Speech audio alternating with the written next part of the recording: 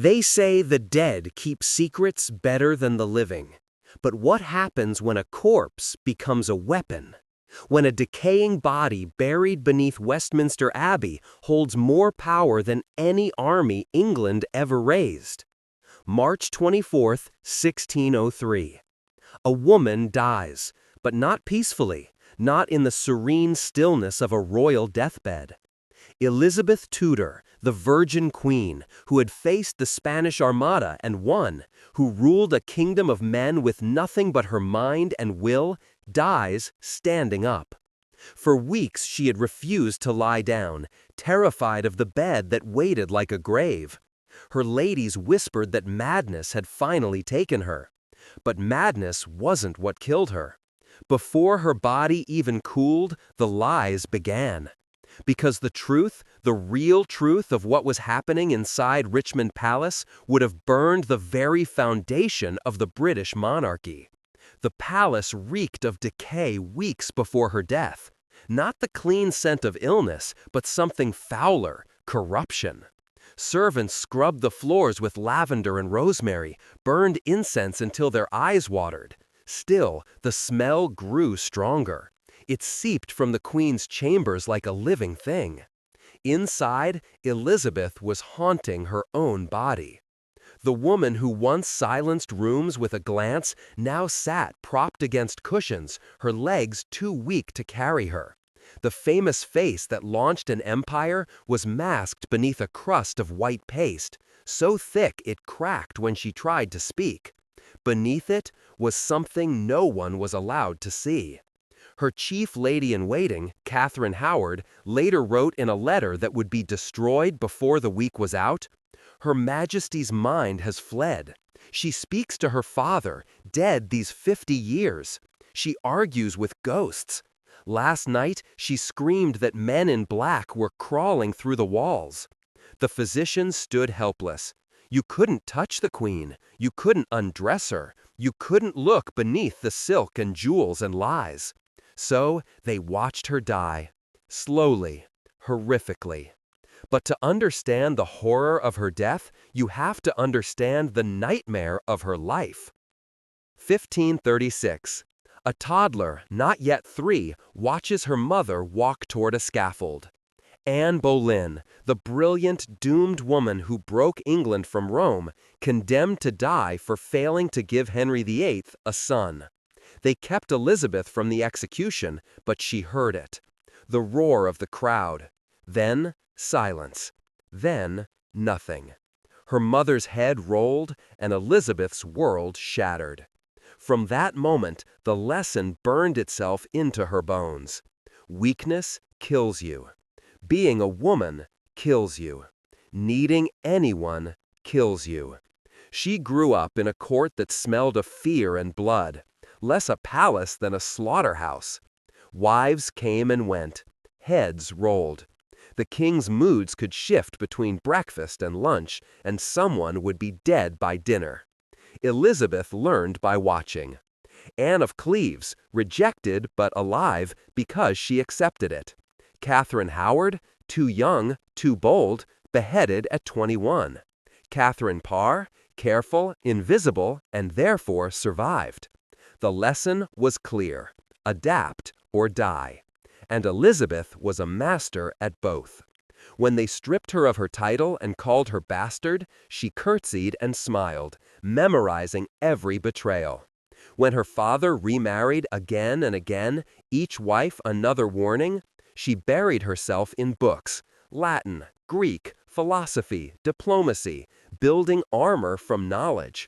When his half-brother Edward became king at 9, Protestant zealots burned Catholics alive in the streets. Elizabeth attended their services, smiled, prayed, gave them nothing to use against her. When her sister Mary took the throne and started burning Protestants instead, Elizabeth adapted again. She became Catholic enough to survive, silent enough to seem harmless, until even that failed. 1554. The Tower of London. Elizabeth, 20 years old, accused of treason, locked in the same chambers where her mother had waited for death. The Tower was not a prison, it was a death sentence on delay. Every stone in her cell had absorbed the last breath of the condemned. The walls still bore scratches from desperate fingernails. For 2 months she waited, interrogated, sleepless, terrified. Queen Mary wanted her dead, but the evidence was thin. Some letters, some whispers of rebellion. Thin evidence was enough for blood in Tudor England. But Elizabeth survived. She survived by becoming what they needed her to be. Catholic when watched, frail when questioned, tearful when threatened. She turned fear into performance. And it worked. When she finally walked out of the Tower, the girl who entered was gone.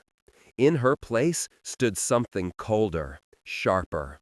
A woman who understood that survival meant never showing your true self, ever.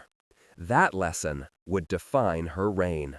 It would also destroy her.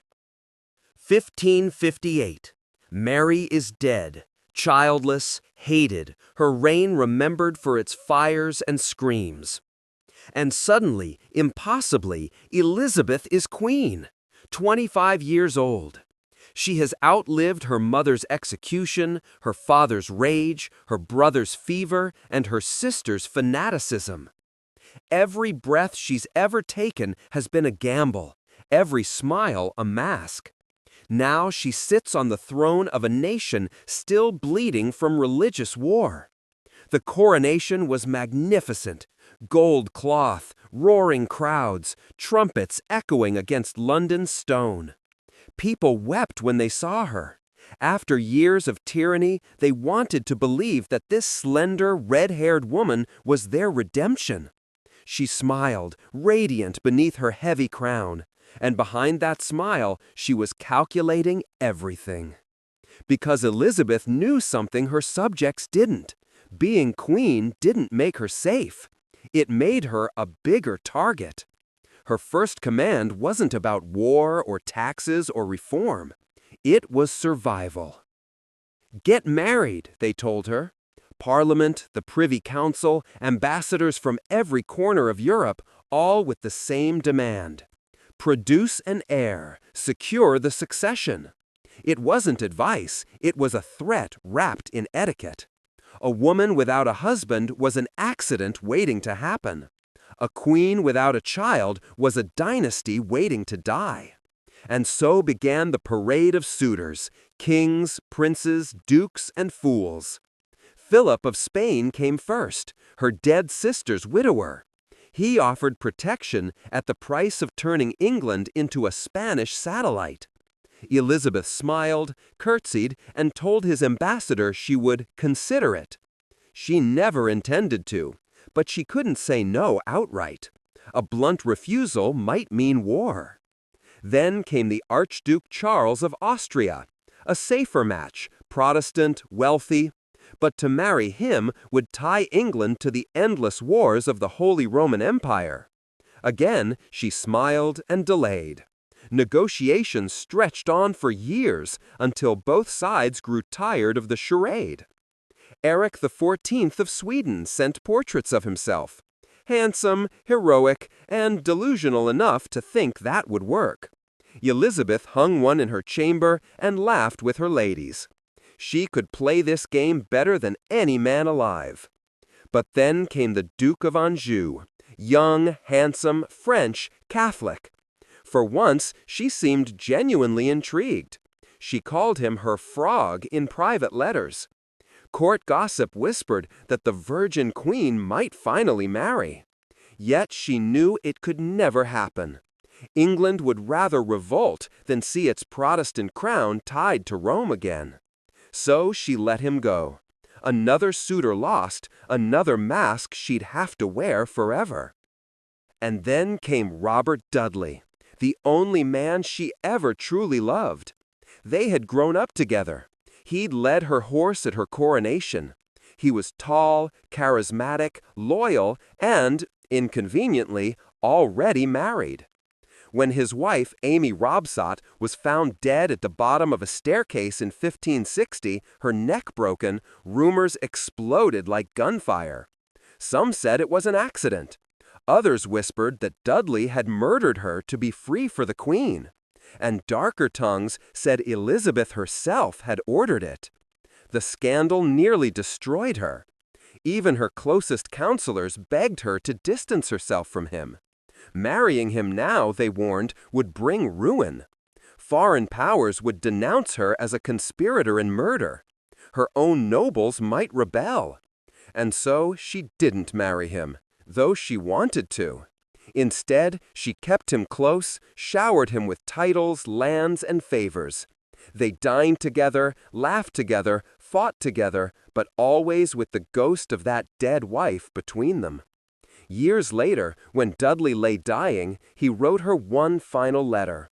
When Elizabeth herself died decades later, that letter was found among her private papers, tied with a ribbon, marked in her own hand, his last letter. Inside, he spoke of the truth we alone know, the secret that bound us in sorrow, not joy. What secret? The words stop there. Historians have guessed for centuries. Some say love unfulfilled, others something far darker. But when you look at the pattern, her refusal to marry, the lack of children, the mysterious illnesses, the secrecy surrounding her body, a question begins to whisper from the cracks of history. What if Elizabeth couldn't bear children at all? What if the Virgin Queen wasn't choosing chastity, but concealing a truth that could destroy her reign? Foreign ambassadors wrote obsessively about her. It was their job to study her movements, her voice, her body. They described her as unusually tall, with a strong frame and a deep, commanding voice. One Spanish envoy wrote that Her Majesty's form is not as other women's, before being abruptly recalled. The Venetian ambassador noted her bearing of a soldier rather than a lady. Whispers grew. Some physicians believed she suffered from a hidden physical condition, one that made her appear female but unable to conceive. And if that were true, it explained everything: the virginity, the secrecy, the lead-sealed coffin that no one has ever been allowed to open. The truth, whatever it was, died with her, buried beneath Westminster Abbey, guarded not by angels, but by 4 centuries of denial. And yet, as the years passed, Elizabeth's refusal to marry became her greatest weapon. The unmarried queen became untouchable, neither bride nor mother, neither pawn nor prize. She was England itself, pure and eternal. And so the myth of the Virgin Queen was born. But myths have a price, and Elizabeth paid it in blood, in pain, and in the slow decay that would one day consume her from within. For 45 years, the world saw Elizabeth Tudor as flawless. Her face a pale mask of divinity, her skin smooth as porcelain, her hair like captured sunlight. Every portrait showed her unchanging, untouched by time, untouchable by death. But perfection has a cost, and for Elizabeth, that cost was poison. Her signature look, the snow-white face, the crimson lips, the luminous red hair, wasn't a gift of nature. It was an invention, a disguise, and a slow, merciless executioner. The white powder she wore every day was called Venetian ceruse, the most fashionable cosmetic in Europe. Its recipe was simple: white lead and vinegar. Sometimes, to make it last longer, they added a pinch of arsenic. Each morning, Elizabeth's ladies performed a ritual that blurred the line between worship and torture. They would wash her face with an acidic, cleansing water that burned the skin raw, then layer the ceruse until her face gleamed white and flawless in candlelight. The effect was divine. In the flicker of torches, Elizabeth looked otherworldly, a marble statue come to life, a goddess made flesh. But beneath that mask, the poison was eating her alive. Lead seeps into the blood. It travels to the bones, the brain, the heart. It does not forgive. It does not leave. And the symptoms? They read like a diary of Elizabeth's final decades. Headaches that left her half blind. Stomach cramps so severe she would weep in silence. Joint pain that made stairs a battlefield. Mood swings, rage one moment, weeping the next. Insomnia so relentless she'd pace her chambers until dawn. And the trembling hands, the failing memory, the flashes of confusion, all the cruel fingerprints of lead madness. Her court thought it was age. Her physicians called it melancholy. But she was being slowly, methodically poisoned. Not by assassins, not by her enemies, but by her own reflection. The mask became her prison. Every year, her real face decayed a little more, the lead breaking her skin, corroding her flesh. By her 40s, she needed thicker layers to hide the damage. By her 50s, the sores had opened, small at first, then weeping, blackening. Her ladies would apply fresh layers of white to cover them. The makeup stung like fire. And still she smiled. The portraits from those years tell their own story if you know how to look. Each one more stylized, more abstract. The Queen's features smoothed to inhuman perfection. In the rainbow portrait painted near the end of her life, Elizabeth looks no older than 25, her skin luminous and unblemished. It isn't a woman we see, it's propaganda, a lie painted in oils. Because the truth of her face by then was something England could never bear to see. And the corset, the other instrument of her slow destruction, was no less cruel. Elizabeth's public image demanded an impossible silhouette, a tiny waist, a flat chest, a rigid triangular torso. Her body was shaped not by nature, but steel. The corset she wore daily was reinforced with whalebone and wood, sometimes even iron, and laced so tightly her ribs bent inward. Her ladies would pull the cords until she gasped for air, then knot them tight enough to leave her faint. It wasn't vanity, it was armor. In public, the corset kept her upright, regal, invincible. In private, it carved grooves into her skin so deep they left permanent scars. When she finally died, and her attendants undressed her for the last time, those grooves were still visible, a fossilized map of 45 years of pressure. The autopsies of other noblewomen of her era describe the damage such corsets caused: cracked ribs, crushed lungs, displaced organs. Elizabeth's must have been worse. Her liver and stomach compressed, her breathing shallow, her digestion tortured. But she couldn't stop. If she appeared in public without that sculpted armor, if she so much as leaned too heavily on a chair, the vultures would smell blood. Every court in Europe was watching her for weakness. Spain waited for her to falter. France hoped to outlast her. Even her own nobles whispered about succession. One moment of frailty could have meant war. So she endured, tightened the laces, applied the poison, put on the crown. By the time she reached her 60s, Elizabeth's beauty was not a mask, it was a battlefield. Her teeth had rotted from years of lead and sugar, her breath rank enough to make courtiers turn away. Her hair had fallen out, replaced by towering wigs heavy with jewels that gave her migraines. Her eyes dimmed, her skin cracked, her smile stiff. And still she stood in her armor of silk and steel, face painted white as death, commanding the illusion that had become her only defense. Because she understood something terrible and true. If she ever showed them the real Elizabeth, the woman beneath the paint, her enemies would rise and her reign would end. And so she chose death over weakness. Every morning she wore her crown. Every night she washed her face and watched her skin peel away. The queen who ruled the world could not save herself from the mirror. The 1570s and 1580s. England had grown rich under Elizabeth's careful rule. Trade flourished, the seas swarmed with English ships, and her image shone across Europe like a beacon. But behind the brilliance, the Queen's world was tightening like the stays of her corset. Every triumph came laced with fear. Every smile hid suspicion. Because somewhere in the north, another queen was waiting.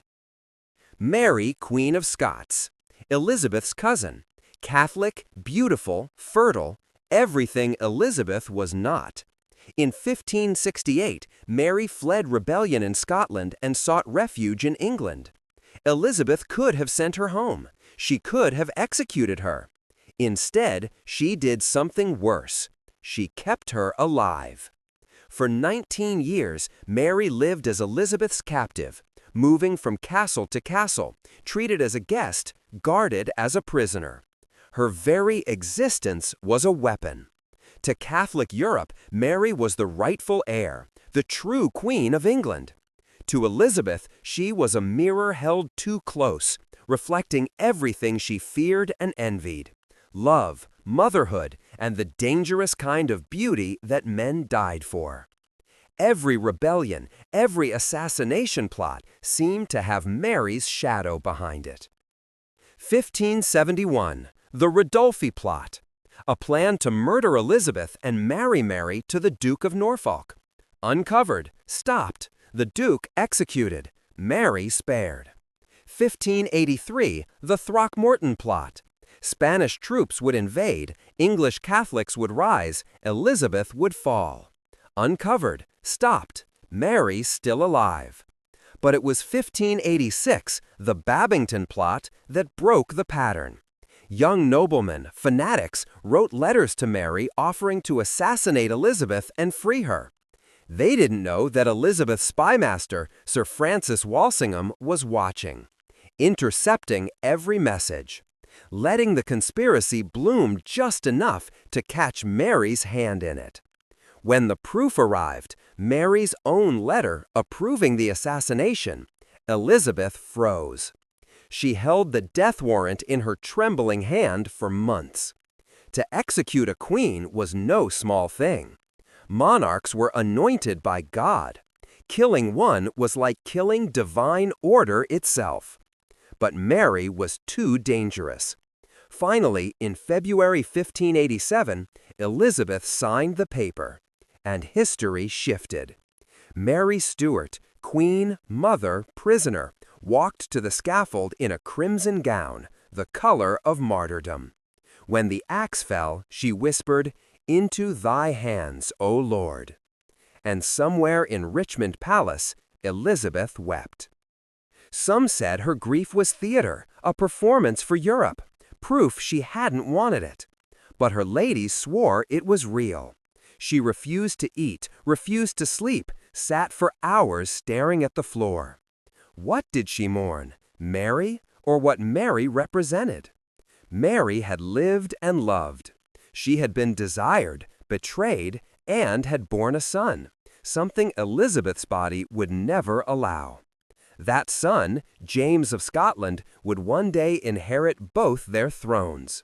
Mary's bloodline would rule England long after Elizabeth's had turned to dust. It must have tasted bitter. Victory that smelled of loss.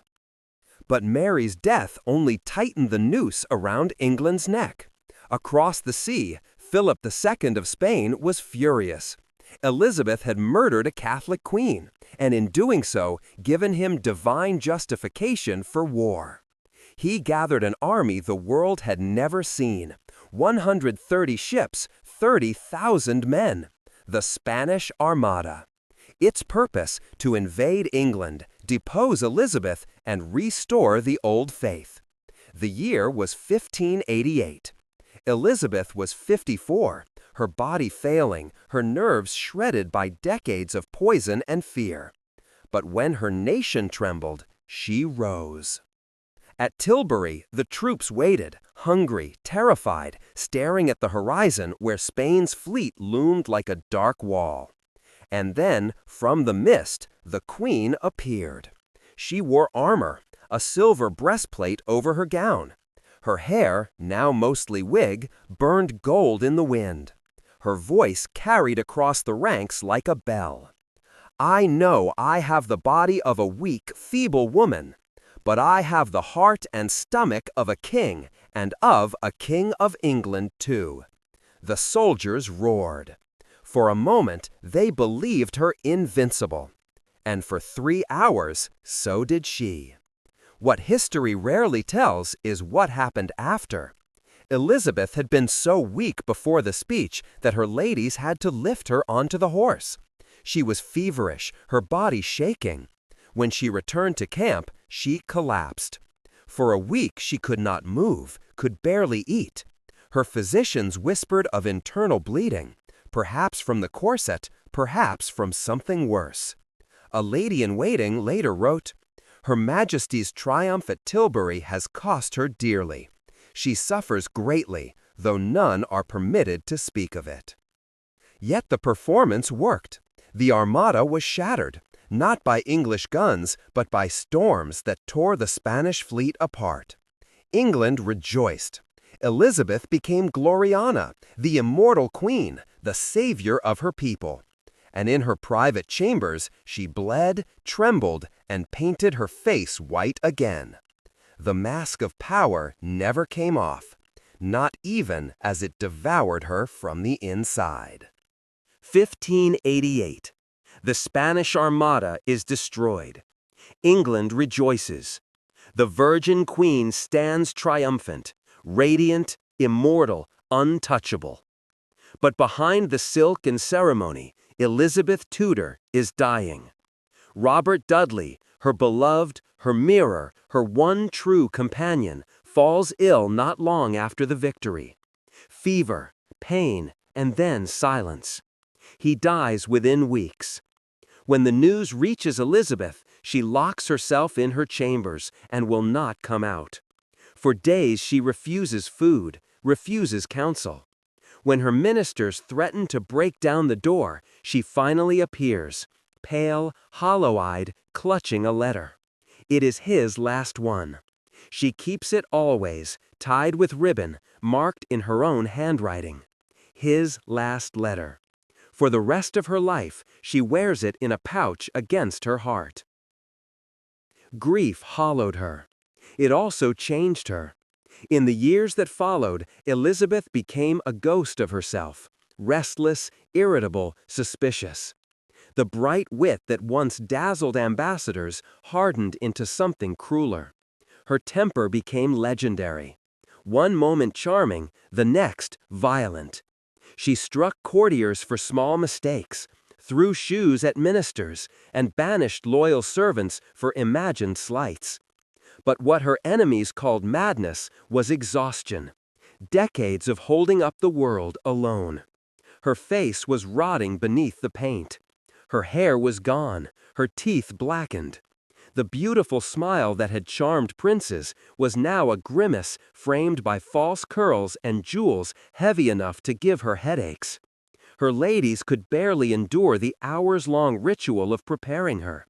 Each morning, the lead paste, the wigs, the corset, the jewels. Each evening, the smell of decay, the wounds that refused to heal. One lady wrote, in a secret letter never meant for history, "Her Majesty's skin opens as though the poison within seeks escape. We bathe her face in wine to dull the pain. She does not flinch." And still she ruled, signing decrees, reviewing troops, receiving ambassadors who bowed to the glittering corpse before them. Then came a new favorite, Robert Devereux, Earl of Essex, the stepson of Dudley. He was everything the aging queen was not: young, reckless, beautiful. She adored him, spoiled him, forgave his arrogance. She called him "my boy," though he was 30 years her junior. Some said she loved him. Perhaps she did. But it was not the love of youth.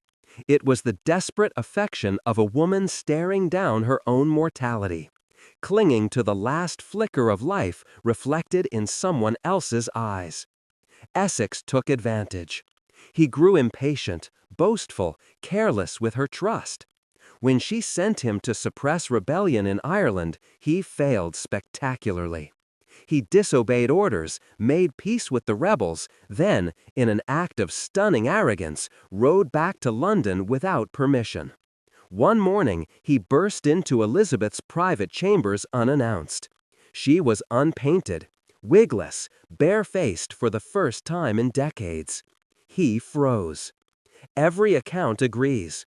Whatever he saw left him speechless. The reality of the Virgin Queen, the face beneath the legend, it broke something in him. He stammered, bowed, fled. Elizabeth never forgave him. In 1601, Essex made one final, fatal mistake. Drunk on his own delusions, he tried to stage a coup, a pathetic, desperate attempt to seize power. It collapsed within hours. He was arrested, tried for treason, and sentenced to death. When the warrant was brought to Elizabeth, she hesitated for days. He had been her last companion, her last connection to life. Finally, she signed it. Her hand shook so violently the ink splattered across the page. On February 25, 1601, Essex was beheaded in the Tower. The same tower where Elizabeth had once awaited her own death. As the axe fell, a piece of her seemed to fall with him.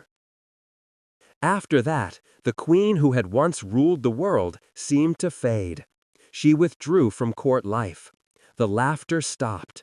The music stopped. She wandered her chambers at night, sleepless, muttering to herself. Her appetite vanished. Her teeth gone, she could barely chew. Her cheeks collapsed. She stuffed them with cloth to keep her face from sinking in. Her hair, what little remained, was a dull gray wisp beneath wigs so heavy they left bruises on her temples. And the smell of her body rotting. Courtiers mentioned it only in whispers. Perfume filled the palace, but it couldn't hide the stench of decay. A letter written years later by one of her ladies-in-waiting described it plainly. There was a corruption in Her Majesty's body that no incense could conceal. We burned rosemary until the smoke choked us, yet the air was foul. The Queen bears it with silence. Perhaps she knew the truth, that her body was collapsing under the years of poison, that her organs had begun to fail. But she could not stop. To stop was to admit weakness, and weakness, to Elizabeth, was death. And so she stood, day after day, wrapped in jewels and pain, staring into mirrors she no longer recognized, whispering to the ghosts that had outlived her youth. 1603. The last winter of Elizabeth's reign. The fires in Richmond Palace burned low, perfumed smoke curling through air thick with decay. The Queen of 44 years sat among cushions, too weak to stand, too proud to lie down. Her counselors pleaded with her to rest. Her ladies begged. Her doctors hovered helplessly. But Elizabeth Tudor refused. "Once I lie in that bed," she whispered, "I shall never rise again." And she was right. For days, she sat motionless, eyes open, lips cracked, her body swollen from failing organs. She barely spoke, and when she did, the words were strange, half prayers, half murmured names of the dead. Her father, her mother, Robert Dudley. Sometimes she laughed suddenly, as if hearing a joke from another world. Other times, she turned her head toward empty corners of the room and asked, "Who's there?" Her ladies held her upright when her body began to slump, terrified she'd slip to the floor and die where she sat.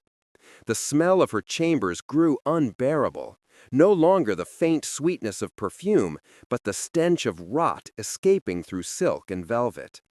Outside, courtiers whispered and waited. The greatest empire England had ever known hung suspended on the breath of a dying woman who would not die. For weeks, she refused all food, sipping only sips of broth and wine. Her stomach had swollen grotesquely, a cruel mockery for a woman called the Virgin Queen. Some said it was fluid from organ failure. Others whispered of a tumor, or worse. Whatever it was, it made her body look 6 months pregnant. a final insult from nature, mocking the queen who had built an empire from the absence of heirs. Her counselors came one by one, urging her to name a successor. England could not survive a disputed crown. If she died without naming an heir, civil war would tear the realm apart. They whispered the names. James of Scotland, Mary Stuart's son, Protestant, strong, the logical choice. She said nothing. Arabella Stuart, another cousin. Silence. Nobles, lords, distant kin, she ignored them all. Until the night before her death, when they asked again, desperate, and she finally lifted her trembling hand. When they said James, she gave the faintest nod. That was enough. The next morning, her body collapsed. They carried her to her bed, the bed she had feared for weeks. Her breathing was shallow, her eyes glassy. Her archbishop knelt beside her and prayed. Her ladies held her hands. The courtiers stood at the walls, silent, already imagining the next reign. At dawn, the Virgin Queen stopped breathing. No last words, no grand farewell. Just the quiet rattle of a body that had been breathing for decades. Elizabeth Tudor was dead. She was 69 years old. And then the cover-up began. The doors were locked, guards posted. Only her most trusted attendants were allowed to remain. When they began to undress her body, the horror emerged. The white paint peeled away in sheets, taking her skin with it. Beneath was not the face of a woman, but something unrecognizable. Blackened flesh, ulcerated, weeping. Her torso, when they removed the corset, was carved with deep grooves where the whalebone had bitten into her flesh. Her ribs had bent inward, some had cracked entirely. And lower still, between her legs, the maid who saw it fainted. Later, when she could speak, she said only that something was wrong. Malformed, absent, not what one expected of a woman. They forbade her to speak of it again. The stench was overwhelming. The physicians ordered the coffin sealed in lead within hours, before rigor mortis could even set in. Servants were dismissed, scattered across England. 3 of the doctors who had attended her died mysteriously within a year. The funeral that followed was grand, but rushed, a spectacle of propaganda more than mourning. They paraded her effigy through London, young and perfect once more, as if death itself had restored her beauty. But the real body, the truth, lay hidden in a sealed lead coffin buried deep beneath Westminster Abbey. When James VI of Scotland became James I of England, the first thing he did was ensure that Elizabeth's tomb would never be opened. 4 centuries later, it still hasn't been. In 1952, historians requested to examine her remains during Queen Elizabeth II's coronation, denied. In 1975, when non-invasive scanning became possible, denied. In 2003, on the 400th anniversary of her death, denied again. The official reason? Respect for the dead. But kings, queens, even Richard III, have been studied in every way imaginable. Why not her? What are they protecting?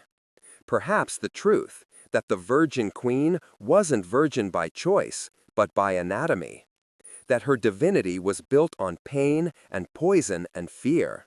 That her perfection was manufactured, layer by layer, corset by corset, lie by lie, until there was nothing left beneath it but rot.